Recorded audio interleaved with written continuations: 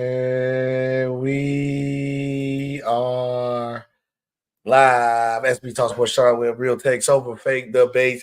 It is Friday. Happy Friday, everybody. And we are sponsored by Swift Energy. Put some Swift Energy in your cup, stir it up, and turn it up.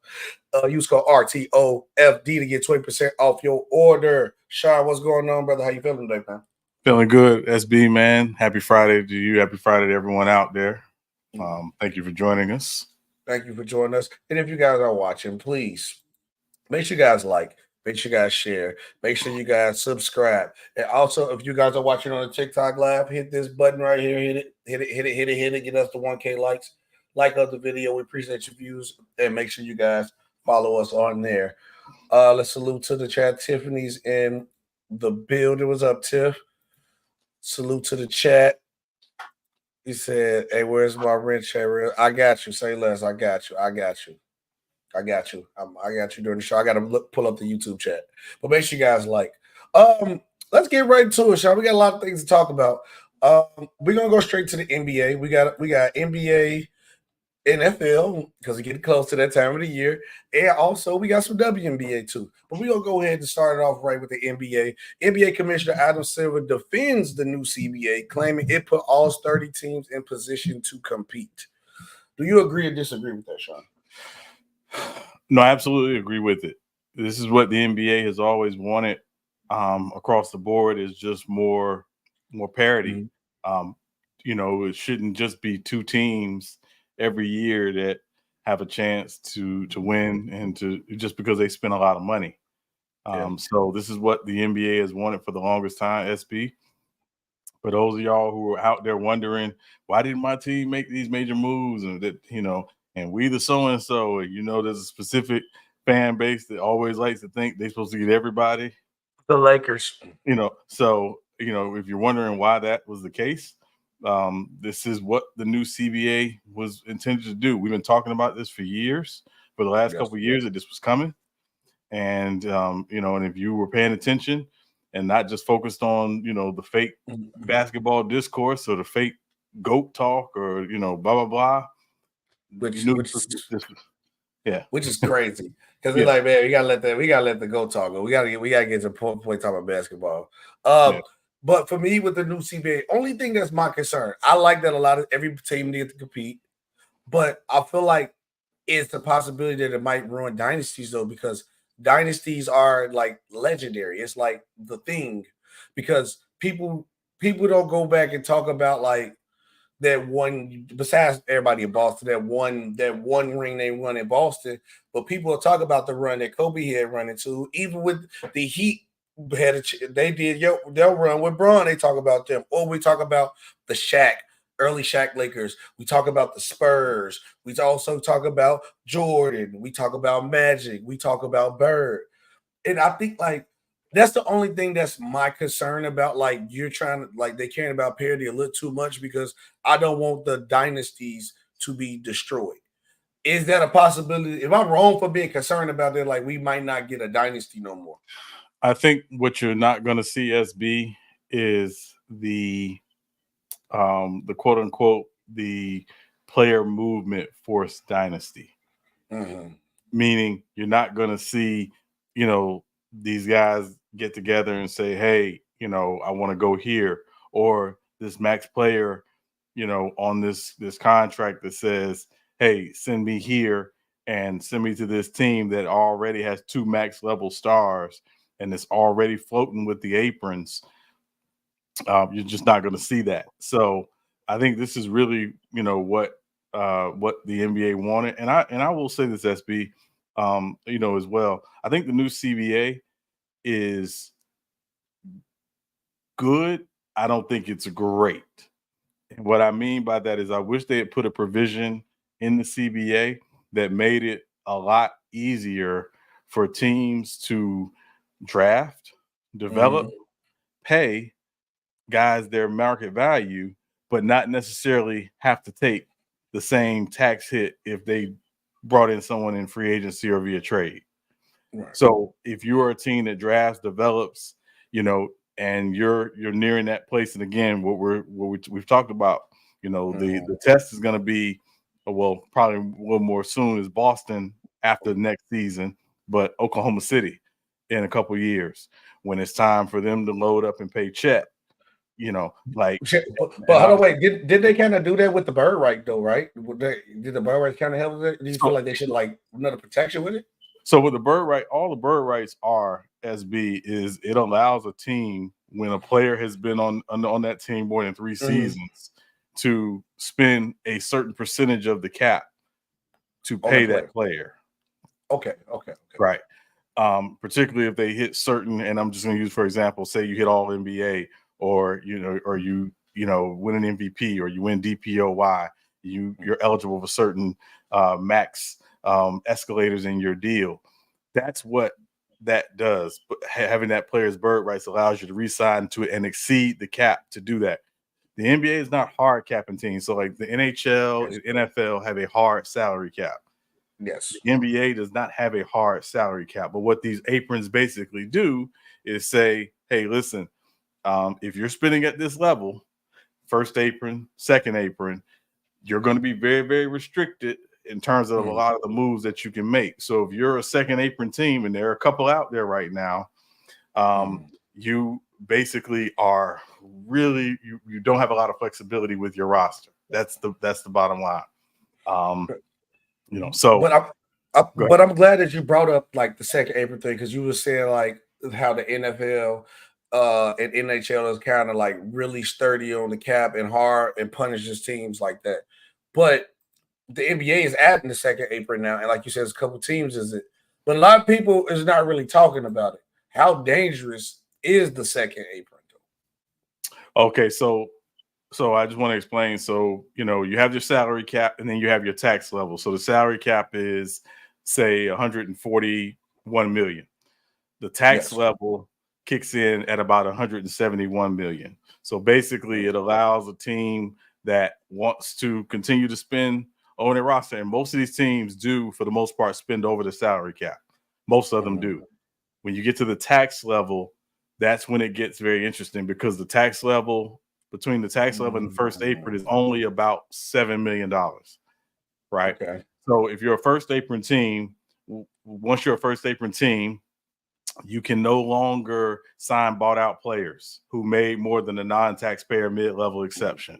So basically, a player that say made $13 million last was on the non-tax mid-player levels exception, made about $13 million last year. You can't sign those bought out players before being waived, right? You also can't take back more salary than you send out in trades. Right. So that basically means you got to match everything dollar for dollar. Right. And you can't use trade exceptions that were created the season prior. Oh man, yeah, if you don't want to be a second apron team, then you can't do nothing. That's just the first apron. Oh, that's just the first apron. First apron. The second apron is everything in the first apron. Okay. Plus you can't use the mid-level exception. You can't trade multiple players in the same deal. You can't sign and trade your own players to acquire others, and you can't send out cash in any trades. You can't do nothing. That's the You point. can't pretty much do Yes. nothing. Yes. Now, here's the other piece of the second apron. If you're above the second apron at the end of the regular season, you'll have your first round draft pick 7 years out frozen, so it can't be used in any trades.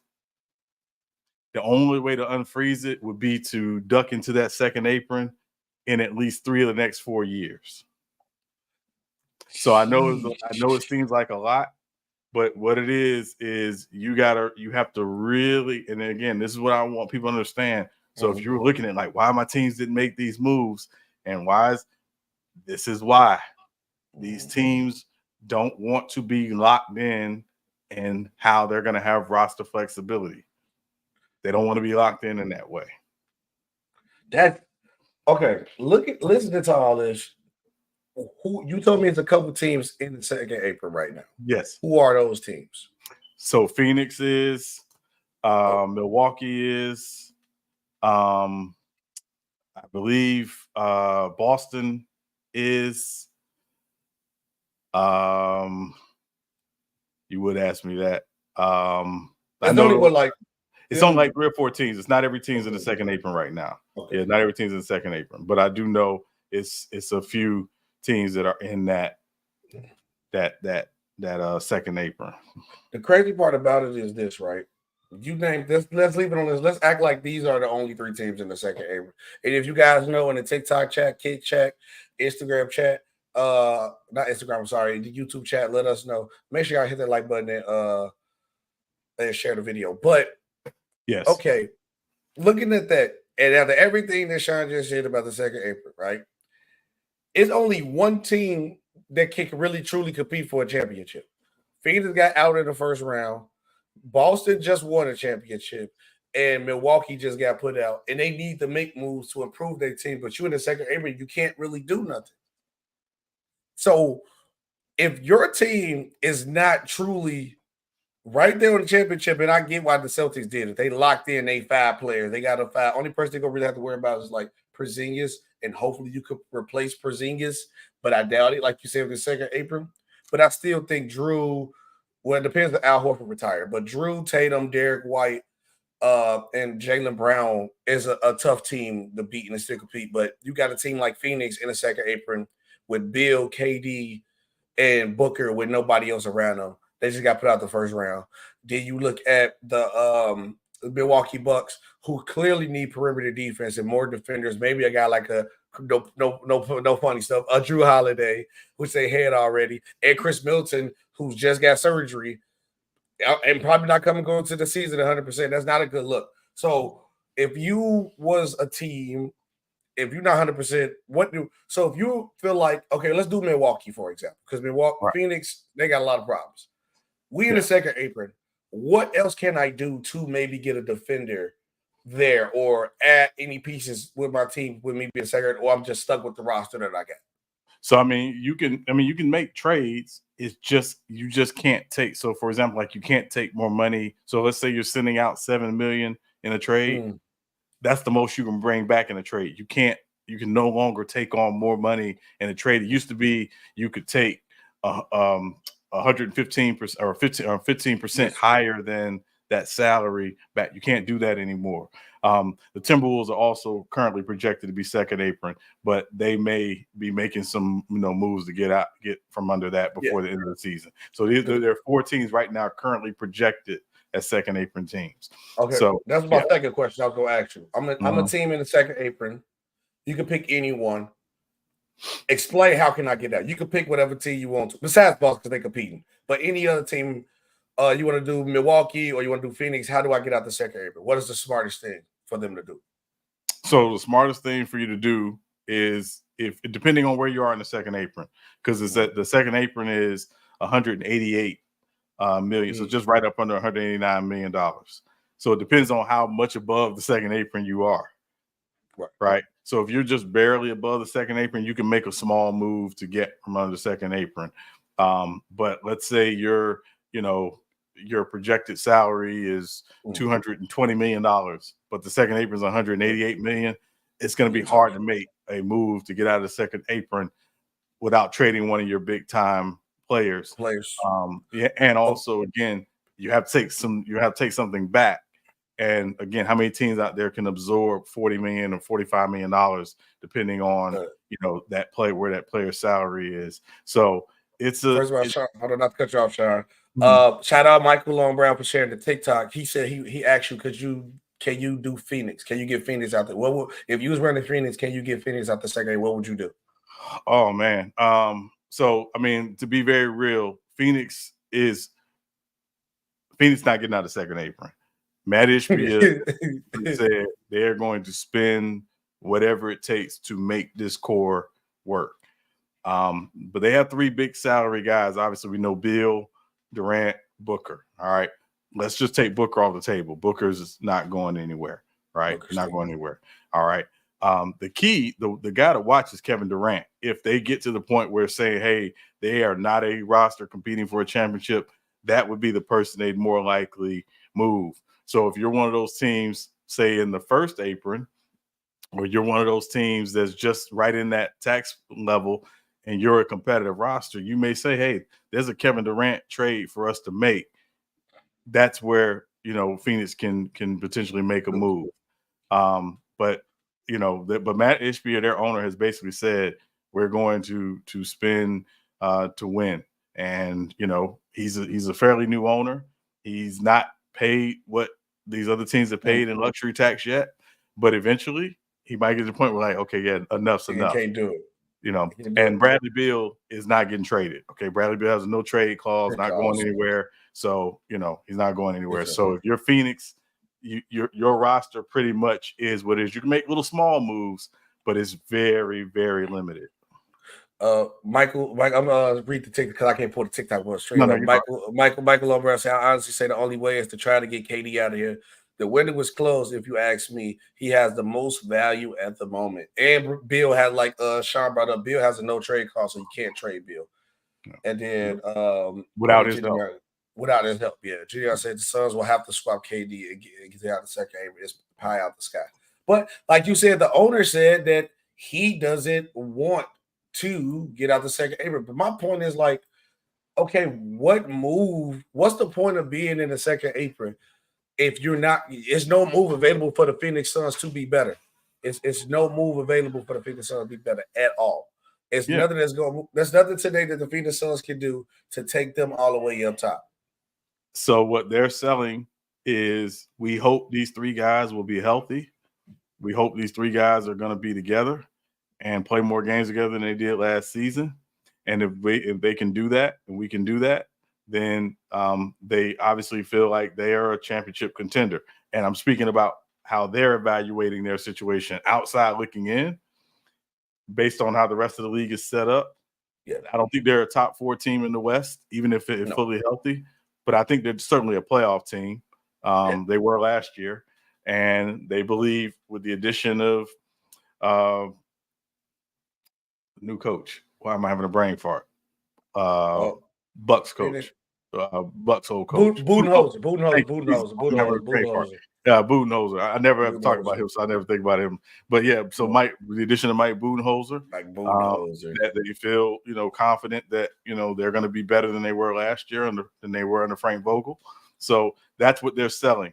But right now, this is where that particular team and that particular ownership group is. Other ownership groups may not necessarily be operating that way. Yeah. Speaking of one, I had one story before this one, but I want to switch as we talking about we ended on the Phoenix Suns. Speaking about our current Phoenix Suns, Kevin Durant has returned to practice. I believe he was injured, so he's going to be with the Team USA team now. Obviously, came off a big win. I think the last game was against Serbia. We won by like 30. What different dynamic Kevin Durant gonna bring to Team USA? Because I already told you we win and gold regardless. I don't think KD just add more fuel to the fire to me. Unless Steve Kerr and LeBron and KD at center, then we're cooked. Yeah, no, I mean, obviously when you get KD back, I mean it's a different animal. Certainly, you're to be very clear, they very much are in the space of, we are, we feel like we got the best team. You add another weapon like KD, who obviously we know is built for the Olympics and has been for the past, 16 years. You just get better. But I think the big thing for the USA team, just going into the Olympics is, how they guard the paint a little bit better. And obviously, still finding, those right rotations. Steve Kerr has essentially come out and said that Steph, LeBron, and Embiid are starting. Those three guys are starting, and they're going to, I guess, just kind of mix and match around those three guys based on who's starting that night. So, only person that I would question about the threes that he did lock is Embiid, because I figure like I wouldn't mind Bam starting at center at all. And then if you got Bam, I like a Bam AD combination maybe from time to time. AD can't start at center. I'm cool. AD off the bench. AD has been putting in work too. Shout out AD, Chicago kid, hometown. Show the whole town kid love. But I wouldn't mind seeing Bam. I don't think Embiid is 100% guaranteed. I get with LeBron, and obviously Steph. Not even Steph being his boy. You got to have Steph in. I'm sorry. So that's the only one I would question with Embiid. But speaking of with Bron, legendary guy, legendary player, top whatever you got him all time, top 3, 2, whatever, 1, whatever. But for another side, we got to talk about Bronny James. So everybody's been going crazy about Bronny, the most talked about second round pick ever in the NBA history. Everybody's questioning he wasn't a pro. They caught Jaylen Brown on camera in a private conversation, which I get. Look, y'all. I get it's a dry time right now in sports media. I get it. Everybody don't like baseball. It's cool. But y'all ain't got to do this hard fish for a story, because ain't no way you just so happily panned on Jaylen Brown and he just said it right when you panned on. That means you had to be imagine. I worked in games as a cameraman. So I know what you have to do. I know the calls you get in your ear and everything. That man was just watching Jaylen Brown. Now, was he probably watching Jaylen Brown for Jaylen Brown? Probably not. He probably was looking at something else over there. But come on, man. Y'all ain't got to fish that hard. But whatever. Long story short, we here. We got the food on the plate, so we got to get cooked. Jaylen Brown said he don't think Bronny's a pro, which ain't nothing wrong with him having an opinion like that. Ever since that comment, Bronny has been balling better. So has he proved to you now, Deshaun, if you didn't think already, is he a pro? Is Bronny James finally a pro now? So to be honest with you, SB, I don't watch a minute of Summer League. I didn't. Summer League is just a glorified pickup game to me. It doesn't give me any indication of who can play in the NBA, who's going to get invited to training camps, none of that stuff. So I don't even watch it. I know why people watch it, but I don't watch it at all. At all. There's far more, going on than, watching, pickup basketball on ESPN or whatever. That said, to me, what Jaylen Brown did is the equivalent of you and your girl at the movie theater. And you watching a movie and you lean over her and say, you know what, this ain't really a good movie. That's it. Hey, bro can't act. Yeah. That's it. It just happens, like you said, that the cameras were in it. Guys have said worse stuff about, guys on the floor, on the sideline. If you've ever sat, courtside, you hear some stuff, some back and forth between players and fans that is not always friendly. So, at the end of the day, I didn't take issue with what Jaylen Brown said. I think what Bronny has, done, for all intents and purposes, it's just gotten more comfortable. And at the end of the day, the more you play, the more basketball you play, the more you play with guys, you're going to get more comfortable. That's what's happening. And that's it. But I don't read into, any of it. Again, at the end of the day, he's one of many young guys out here trying to, make his way into the NBA. And, and that's it. So I personally, don't pay it any attention. It's a glorified pickup game.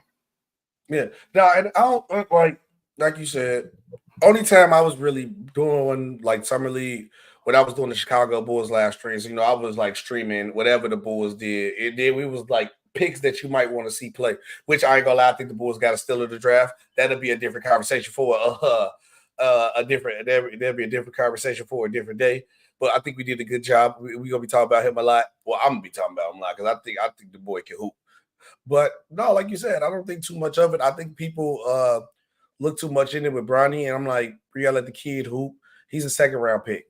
Like I said before, if you guys don't watch the show, Michael Malone Brown said he'll be able to keep a job in the NBA. He'd be a decent 3-and-D guy out the bench. Yeah, if he can shoot threes, play defense, yeah, you'll keep a job. Salute to you, Cottage. Salute. But like I was saying, I feel like with Bronny, like I told y'all before and I said it, if he ends up being bad, it's okay. He's a second round pick. A lot of second round picks don't make it. But if Bronny James was to perhaps become a good pro, you know how genius they're gonna look? That's all it is. It's a high risk, low reward situation. Salute, Jeff. And make sure everybody watch. Make sure you guys like, make sure you guys share, make sure you guys subscribe. But shout out Jeff. Jeff is the Lakers guy. He does the Lakers podcast. Shout out Jeff. Speaking of a former Laker, though, but let me know what y'all think about Bronny, how y'all feel about it. Russell Westbrook joins the Nuggets, though.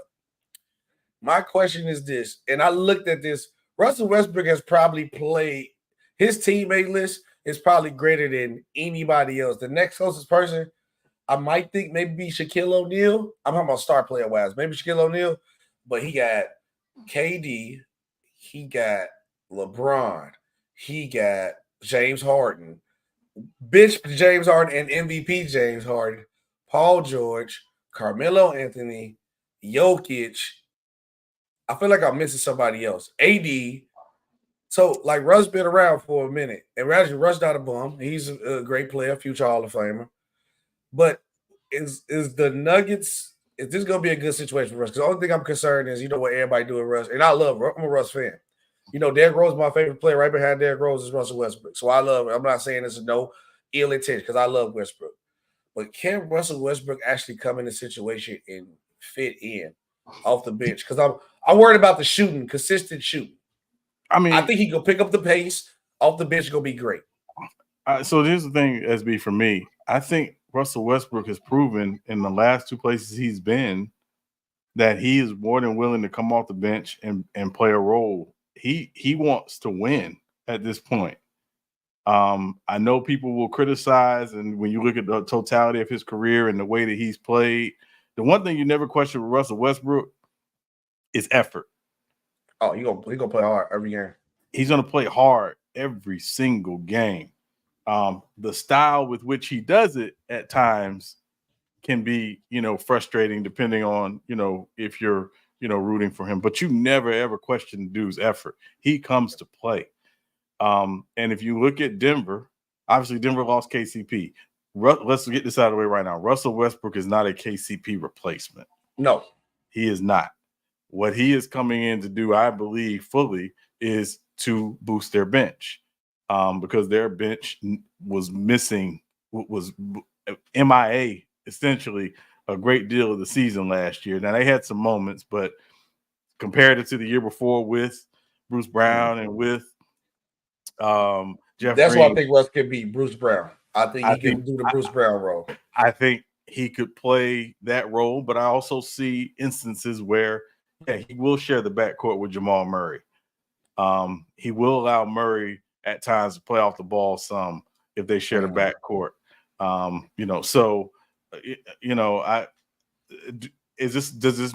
this move make the Nuggets better? Yes. They are better today with Russell Westbrook than they were yesterday without him, given what they've lost. And again, and I would tell people, look at the odds, the championship odds, right? The only team currently in the West that's ahead of the Nuggets in championship odds is OKC. OKC? I thought you were saying the Timberwolves. Wow. Yeah, Timberwolves are right there. It's Timberwolves, and I believe Dallas is right there as well. But that's like the top 4 teams in terms of odds. So, there's still a belief that this Denver team can be really, really good. Now, again, and I know people's like, why didn't they keep KCP? Because they couldn't, because of the CBA They just could not do that. They viewed KCP as their fifth starter. They could not pay their fifth starter $22 million a year. And he could get more on the open market, which he did. So that's why they ultimately let him go. So, does Russell Westbrook make him better? Yeah. But, it's still the West. It's still going to be very, very tough. And, we'll see what happens. We definitely will see what happens. Comment down below in the video or comment in the TikTok chat. How many videos? How many wins will the Denver Nuggets get? And what will be Russell Westbrook's stat line? Don't comment in the chat. Comment under the video. And make sure you guys like. I want to switch to the gridiron real quick, Sean, because it's getting around that time of the year. It's getting around that time. But it's one team who does not want to pay their star receiver. He's been asking for a trade request. It is Brandon Aiyuk.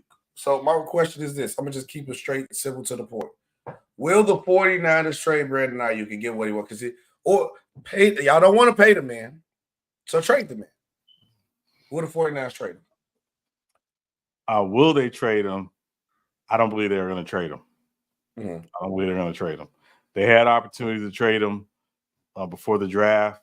There were a few teams that were calling about him allegedly, and they said no to all of them.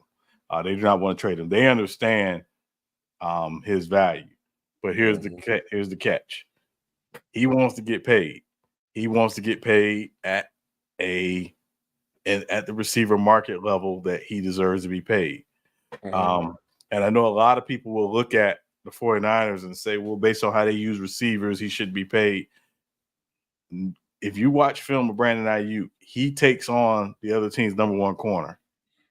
He's the guy that's giving the other number one corner generally the business, right? Yes. So he is that important outside. Now we understand what Debo does. We understand what George Kittle does. We understand what Christian McCaffrey does. Brandon Aiyuk is important to that team. They don't want to trade him. Now, here's the other catch. I think the reason why they don't want to trade him is because I think they still do want to try to work out a deal with him. They just can't do it today based on their current situation, because after this season, Debo Samuel has no more guaranteed money left on his current deal. So they're going to have to make a decision about Debo Samuel as well as Brandon Aiyuk. So, so that's where they are. And also, as everybody knows, after next season, they got to pay Brock Purdy. And Brock Purdy's going to get paid in somewhere between that $50 and $60 million a season range. So that's where they are. Do they want to trade Brandon Aiyuk? No, they don't want to trade Brandon Aiyuk. They think they understand with him they are a legit contender to get back to the Super Bowl. But you got to pay. I hate the NFL. Well, I think it's called CBA for them too. What's it called?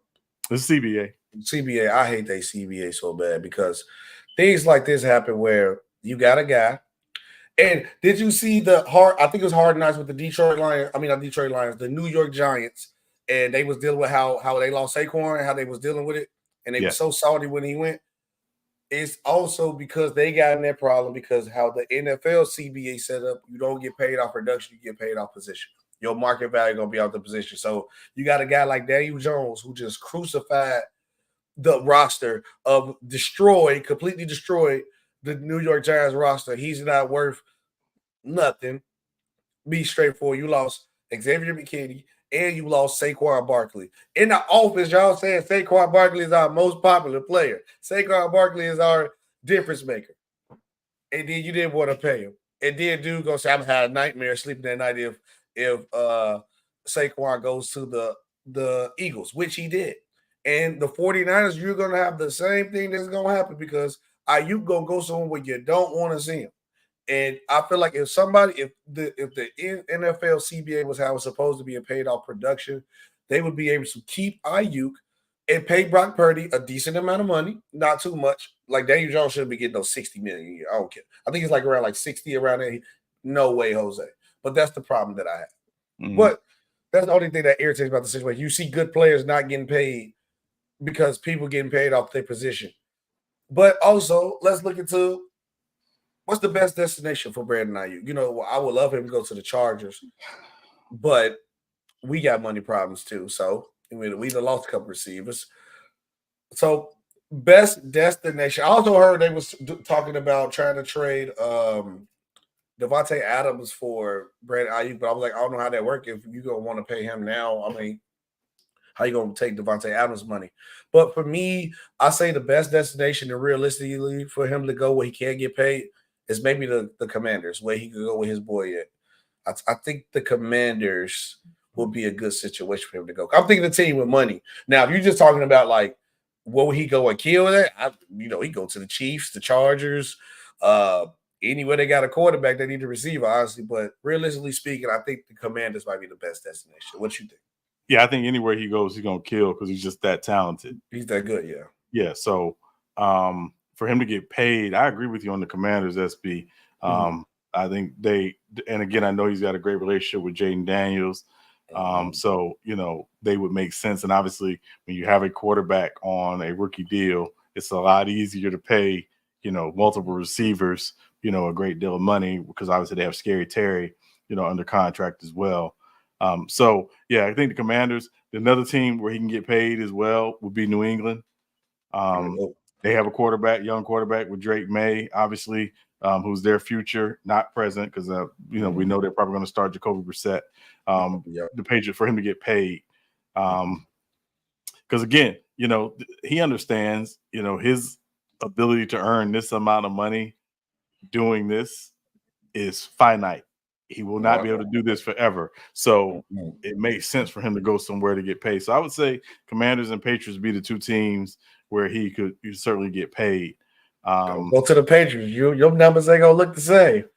Don't do that. Don't go there. It's funny so you brought the Patriots true came up. Yeah. So those would be the two spots I would think would be probably most interested in him. And you know what? I'll throw a third team in there. Okay. I don't think they'll do it because it's not traditionally how they work. Green Bay. Another guy there would be nice because they got some young receivers.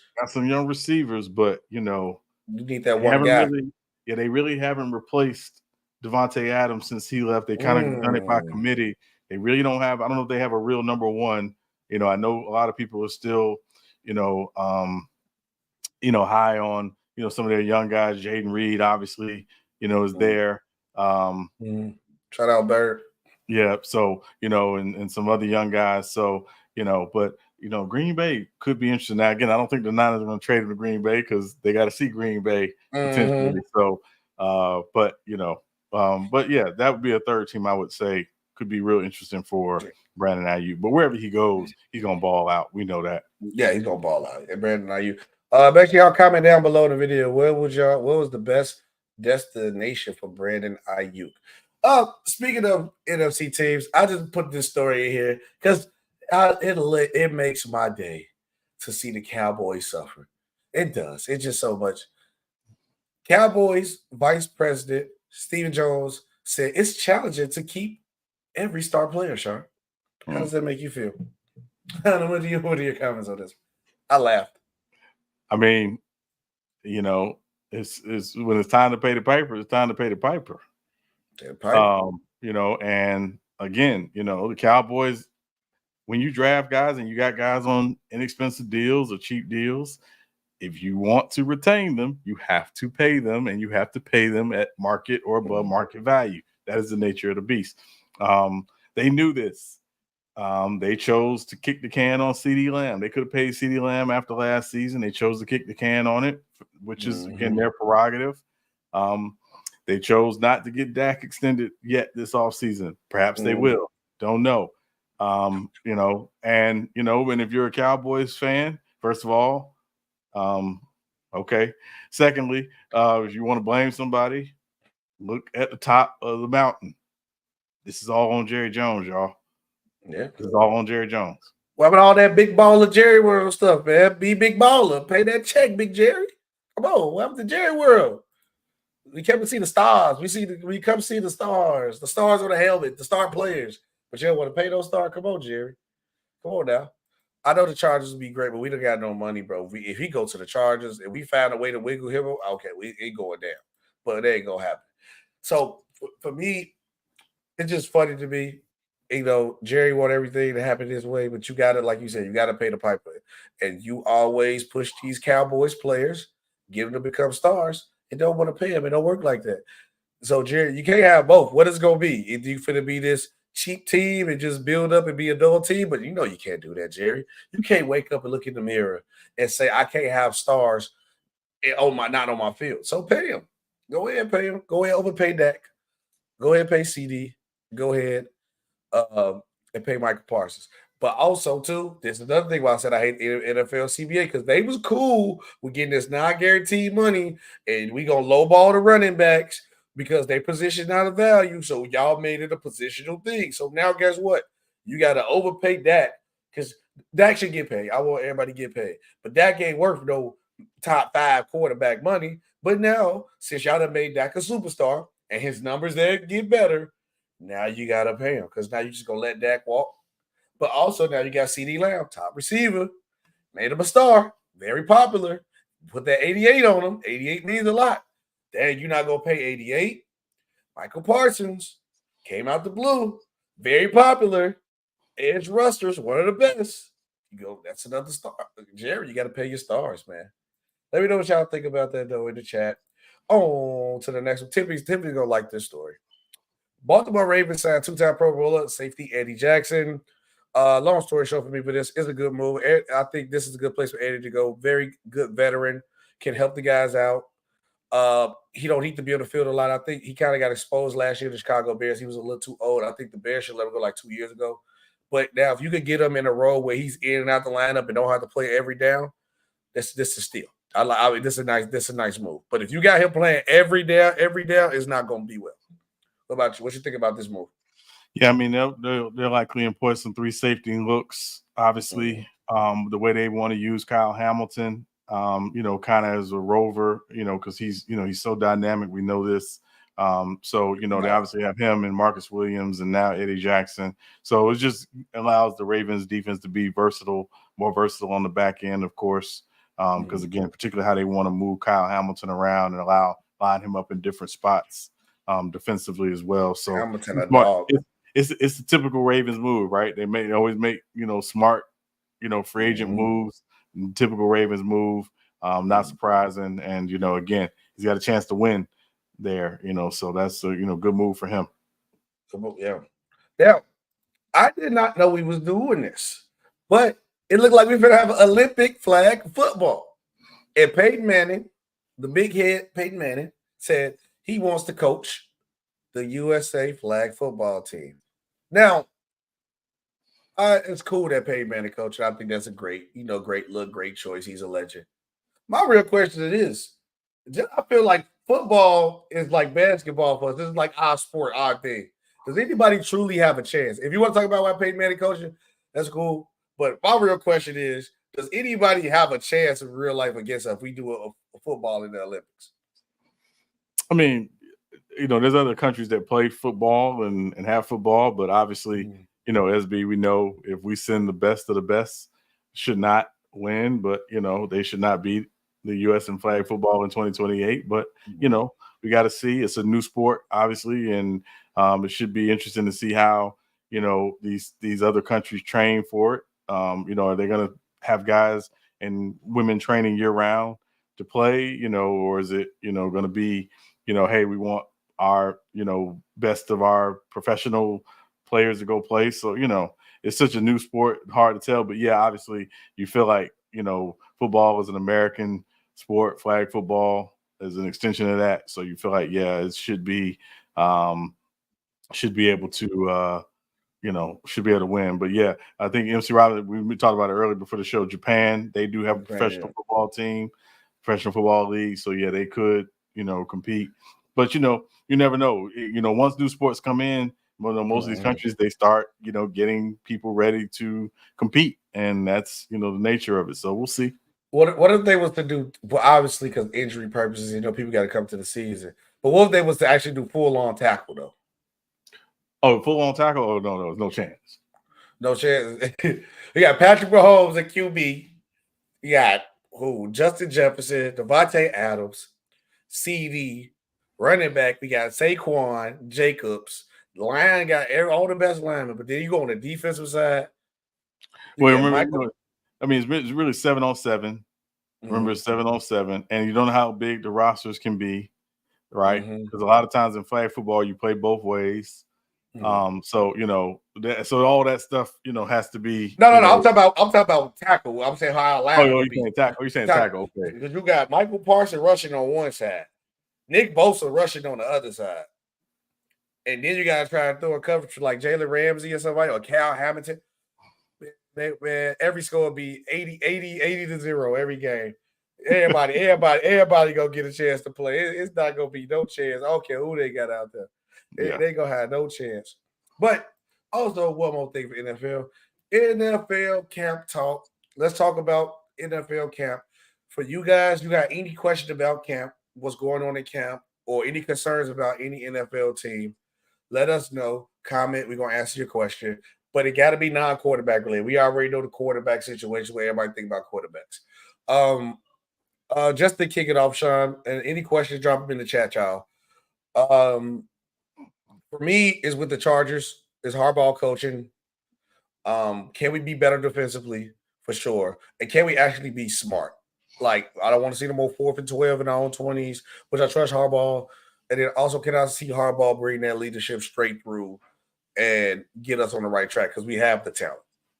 I think, so I would say SB to that, what the Chargers are going to do based on how they're built is be a very, very much a ball control team. You're going to be a team that runs a lot of power, plays a lot of power football. You're going to run the football. You're going to try to control time of possession, keep the defense on the sideline as much as possible. So when they're in the game, they're fresh. I think that's going to be how this Chargers team is going to play this year. Because again, when you get into those occasional shootouts with Patrick Mahomes, we know Justin Herbert can put up the numbers in those typical situations. But I think just as a principle, this is going to be a team that's going to try to, basically beat you in the trenches.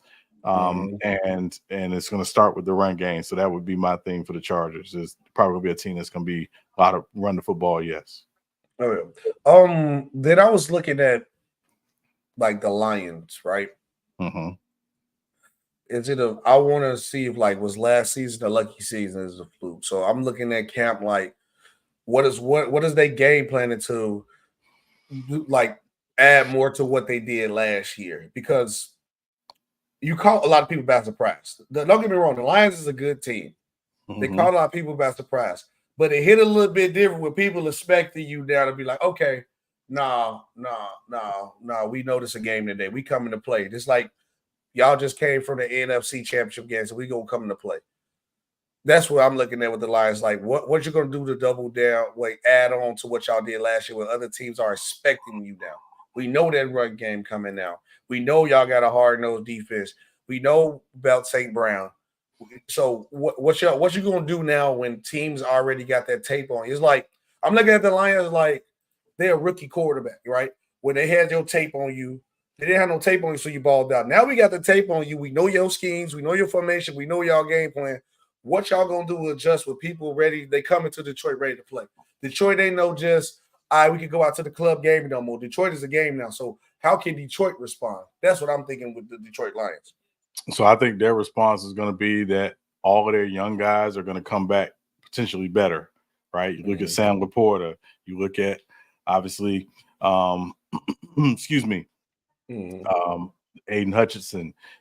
Jamison Williams is another one. When you think about, will come back better. Jahmyr Gibbs will come back a year better. So I think how they're going to respond is their growth is largely going to be internal. And again, the big thing for them is, they understand they should be very much a competitor and a team that should be trying to get to a Super Bowl. They understand that. And they believe that they have built a team. Because again, for me, with them, I think they have the best offensive line in football. For me, I think they have the best offensive line in football.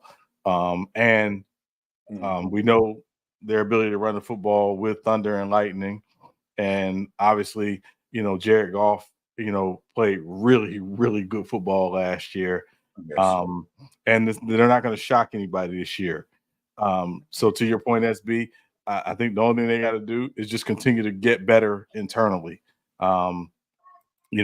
Is Campbell going to be a better coach? Because again, he had some game management issues, particularly in the play. Showed up in the playoffs.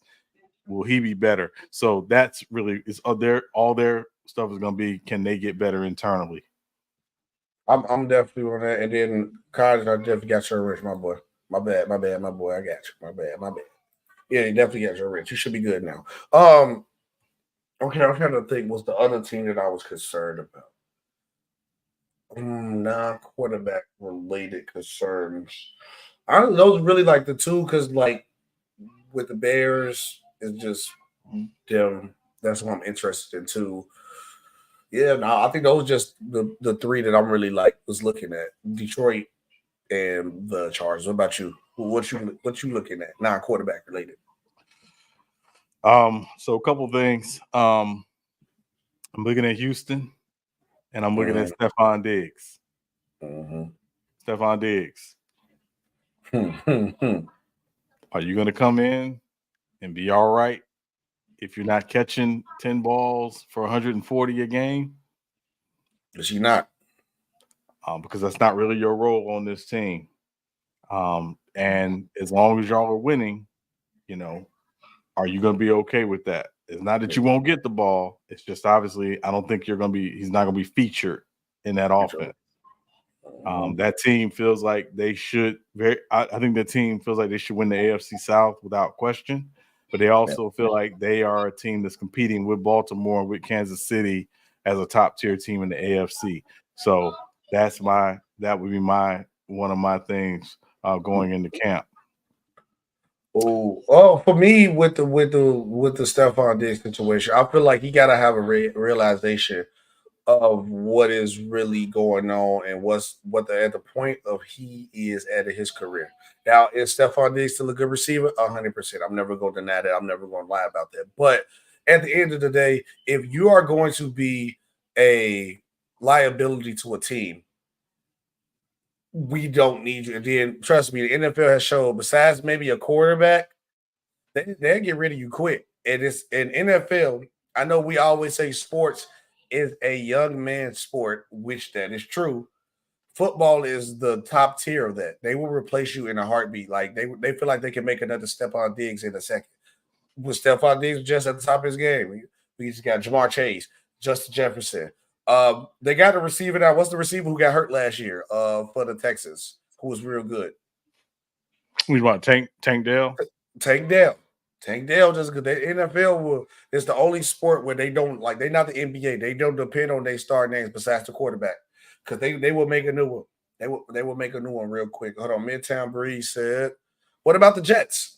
For me, obviously, non-quarterback with the Jets, the main question is always the old man. But my concerns with the Jets is just the offensive line.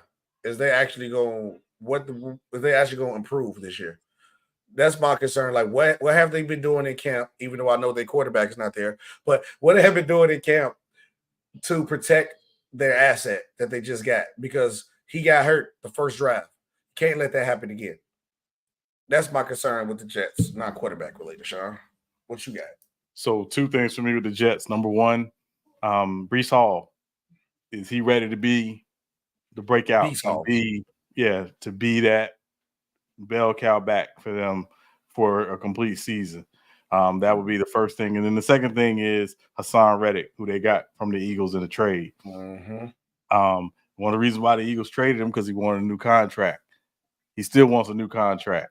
Is he going to, come out and play, or is he going to, hold out? So that would be because, again, if you're a Robert Saleh team, Robert Saleh's teams are and defenses are built largely on their front four. He's a big part of that for them. So I would say those would be my 2 things for the Jets. And then I think you brought up the offensive line.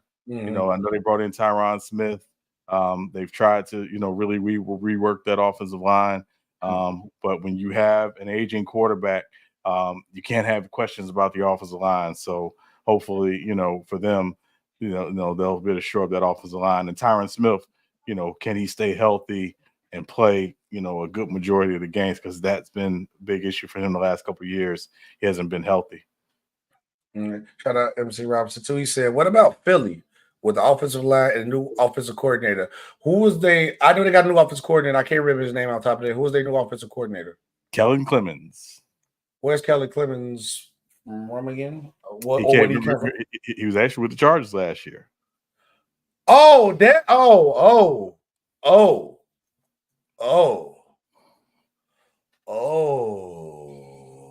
That. Yeah. Oh, good luck to y'all. But with Philly, my only problem was like I'm not gonna necessarily diss him, but I did have some concerns with Kellen Moore. I'm sorry, Kellen Moore. I said Kellen. Oh, Kellen Moore. I'm sorry, Kellen Moore. Jesus, I don't know what's going on with me. I'm sorry, I had a brain fart. My fault, y'all. No, it's good. But for me, like with Philly though, offensive line, yes, you lost Big Kel. You lost Big Kel. He ain't no replacing what he brought to you. But can you have somebody that can sustain what he did, or just do good enough to do the job? Don't try to come in and try to compete with the legacy. Just come in, do your job. I don't know if the tush push still gonna happen because you ain't got big Kel. But and then with the offensive coordinator situation, I feel like you just added Saquon Barkley. I know how much AJ Brown, very intense, want the ball too, but run the football. Stick to what makes the Eagles great. Run the football. You just add Saquon Barkley. The options that him and Saquon will do together would be crazy. And then when you build up the run, then you throw it off the top. I think the Eagles should just keep it simple. For me, what about you, Char? So I think, big thing, obviously, when you bring in Saquon, you bring him to run the football, but you bring him in because he's a 3-down back. He's someone that you can spread out.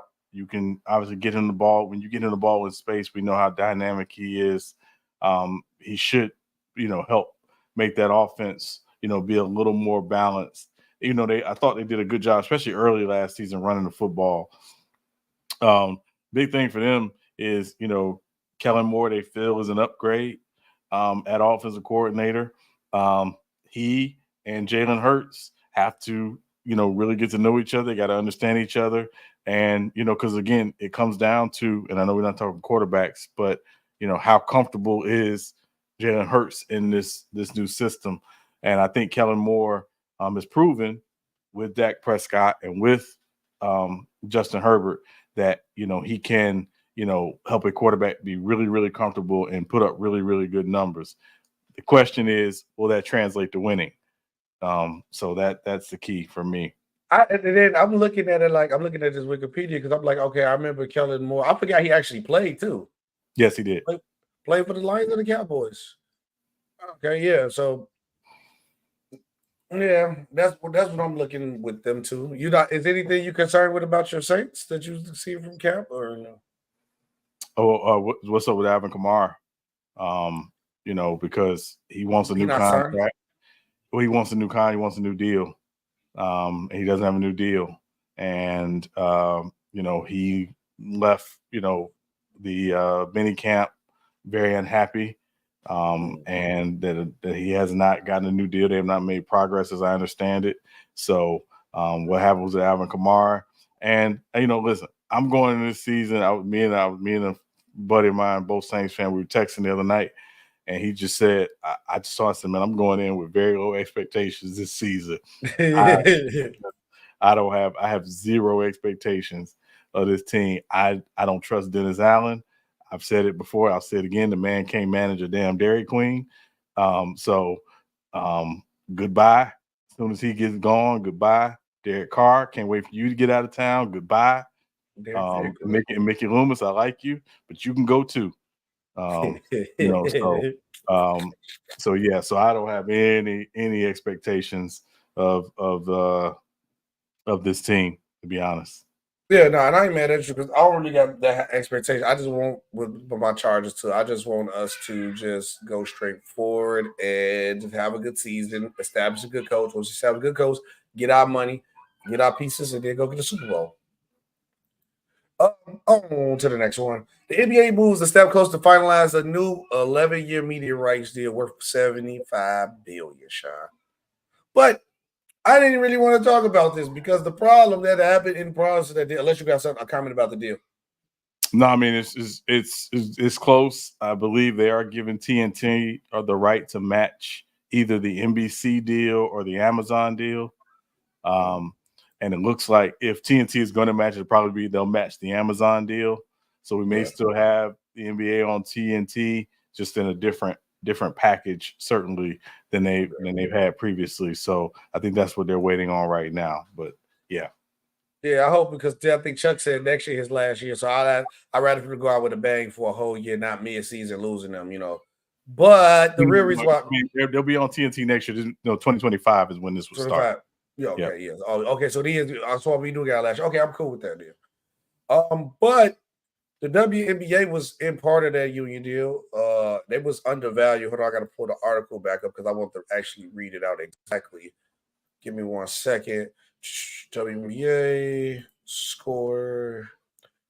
Okay. WNBA, it's an executive director of WNBA union is concerned that the league is being undervalued with $22 billion over the 11 years. It will receive as part of the NBA recent approved media rights deal. She actually quoted it in a comment and said, "We have wondered for months how the NBA would value the WNBA in its media rights deal." Executive director of the union, Terry Jackson, said in a statement, with a reportedly $75 million deal on the league is in control of its own destiny. More precisely, the NBA controls the destiny of the WNBA. The reason why I wanted to read that part out, because the NBA is always going to be in control of the destination of the WNBA. They've been paying for y'all to stay alive. What is the problem? Honestly, I got to make sure I say this the right way, because, people take things the right way. Shut up and just take the money. Anything y'all go get, you should be happy with. What is the problem, Sean? I read that. I was like, what is she talking about? Our destiny is in the NBA. Your destiny has been in the NBA for the past time. Every time y'all went negative, the NBA paid the tab. Right. So their annual increase is going to go from, again, about $60 million a season or $60 million a year to about $200 million a year in this new media rights deal. So basically, $2.2 billion over 11 years, as you mentioned, right? When you compare $2.2 billion to $75 billion, I understand her point. Now, here's the other catch. Here's the other thing. The WNBA still has to get the numbers up to justify why they should get a bigger piece of the pie, right? And also, again, let's not compare it apples to the NBA, because the WNBA plays about 30-something games a season. The NBA, we know, and I'm saying regular season, the NBA plays 82 regular season games. So it's not apples to apples. It's progress, but it's not perfect. And it was never going to be perfect. And, and again, and I think also what has to be factored in, SB, and again, what people have to really realize is the changing landscape of sports media and how games are being distributed. Right? How are games being streamed versus actually watched on networks? Right? How many people are actually buying the WNBA League Pass or the WNBA? They got a League Pass? They do have a League Pass package, a League Pass. So, like how many people are buying it comparative to the NBA League Pass. So all of these things, factor in. It's again, it's progress, but it's not perfect. And again, I understand, they want to be valued. They want to be valued as a league, but the other side of that, and again, we keep beating this horse, and I will beat this to the end of the day. How many people, and I know we're going to talk about it, how many people have been pumping up WNBA All-Star Weekend? Everybody, only for 2 people. No, for sure. Right. All right. The 2 people you pumping it up, one of those people is not in the 3-point contest. Which is devastating. By the way. Right. Which is devastating, by the way. So so I think it's just it's not perfect. And again, the union head is always going to fight for the union and the representation of the players. You get it. Because again, also their new CBA, how much basketball related income, because that's really what this comes down to, actually goes to the players versus goes to the ownership. So how is that divided up? So all these things factor in. The league is I think is getting better with the expansion. I think it'll continue to get better, but you got to understand how, again, a lot of this is the changing landscape of media and how, again, consumers are taking in games. Sean, the WNBA is like you've been in a bad relationship for a long time, and they were good for 1 year. Now they want to get married. Like, no, wait, you've been wilding all this time. You didn't even give me nothing. But this 1 year you do good. Now you want to say I better marry you, man? Get out of here, man. Like y'all had 1 good year. Now y'all want the world. Like, see, we can do it. No, y'all not really doing it like that. Calm down, because they fumbled it. They fumbled a lot of times too with the Angel Reese game not being her first couple games. You couldn't find Angel Reese playing because they was too thirsty. So yeah. So one more story till you see my kids going crazy in the background. One more story. We getting up out of here. WNBA All-Star game for the first time ever. Angel Reese and Caitlin Clark be playing together for the first time, and everybody's going crazy. And I am upset that Caitlin Clark and what's the other girl from the Liberty is not in the 3-point contest, who's supposed to be known as the best shooter in WNBA. Oh, Sabrina Ionescu. Sabrina, yeah, like what are we doing? You gotta WNBA, you gotta make that happen. That's your money. We talking about you coming to the new media rights deal table saying you want more money, and one of your best chance to make a lot of money, because y'all don't have a dunk contest, which is cool because the NBA dunk contest, we ain't been doing that good either. But your money maker was Sabrina versus Caitlin Clark in the 3-point contest. If I was gonna watch the WNBA All-Star Weekend until I heard that. I was like, I don't want to watch it no more. How do you drop the ball on that, Sean? I don't know. Well, and again, and it's possible they asked both of them to do it. They may have both declined. They don't have to. Y'all to do it. Yeah, y'all want bigger contracts, right? Get out there. We need that happening. We need it. We need it to happen. Ain't no they want to do it. Yeah, and so here's the other thing too for me, SB. If they didn't want to do the WNBA 3-point shootout, I'm okay with that, provided in 2025 in San Francisco, you do the NBA 3-point contest with like how Steph and Sabrina did it this past All-Star weekend. Do the same thing, but you got Caitlin and you got Sabrina and you got Steph. And again, you add a third or fourth person to that, so that would be my thing. I'm with that, but they dropping the ball. Episode 90, Sean. Who do you